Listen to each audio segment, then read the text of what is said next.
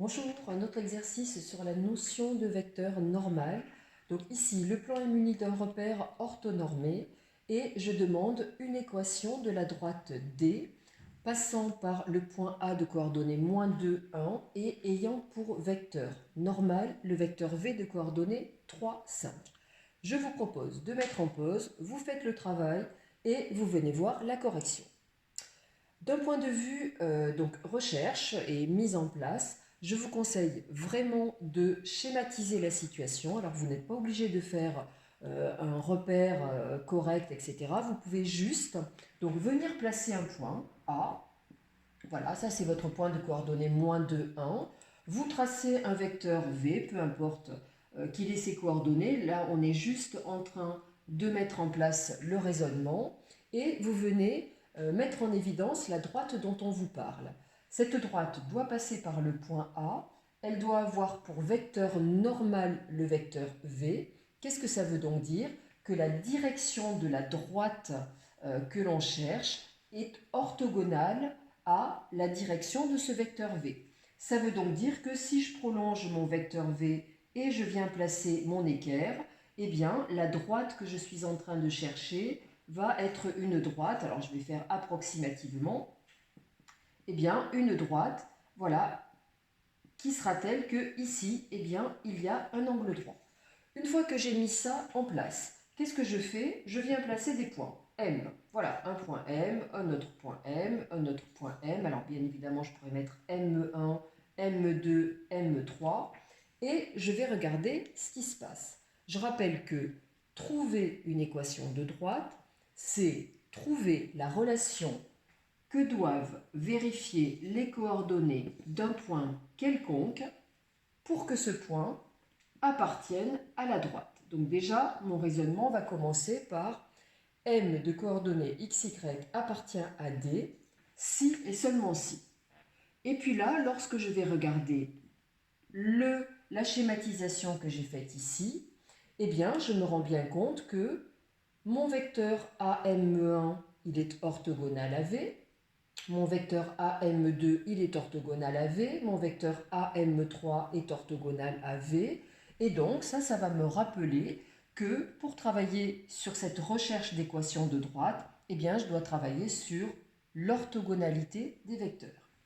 Donc, c'est équivalent à dire que le vecteur AM dont les coordonnées sont, donc je rappelle x de m moins x de a, ce qui va donner x plus 2 et puis y de m moins y de a, donc y moins 1, et le vecteur v dont les coordonnées sont 3 et 5 sont orthogonaux. Alors là, je n'avais pas laissé beaucoup de place et le tableau est un petit peu petit. Vous essayez de faire en sorte que tout ça, ça soit sur la même ligne. L'orthogonalité des vecteurs, c'est relié au produit scalaire. Donc c'est équivalent à dire que le vecteur AM scalaire le vecteur V, eh bien ce produit scalaire vaut 0. On s'est placé dans un repère orthonormé.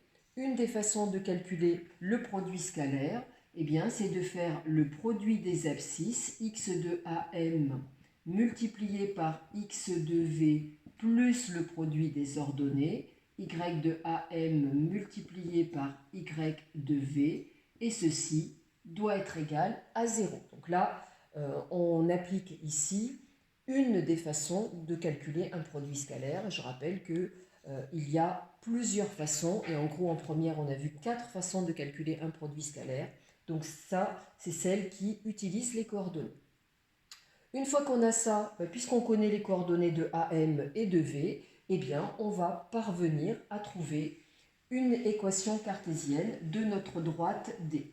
Donc vous continuez bien évidemment ici avec votre équivalence. Là, le tableau étant petit, je vais venir continuer ici mon équivalence.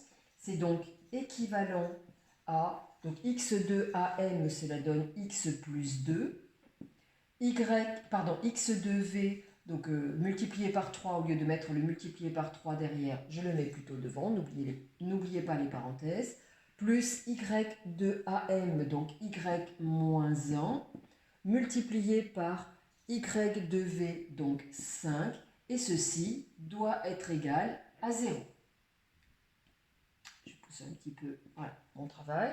C'est donc équivalent à 3x plus 6 plus 5y moins 5 égale 0, ce qui est équivalent à 3x plus 5y plus 1 égale 0. Et vous avez ici une équation cartésienne de votre droite D, donc une réponse à la demande de cet énoncé. Voilà pour cet exercice 2. Même chose que dans l'exercice 1, pour ne pas trop rallonger, j'arrête ici cette vidéo et je mets en lien une vidéo suivante dans laquelle je vais traiter un autre type d'exercice. Donc à très bientôt.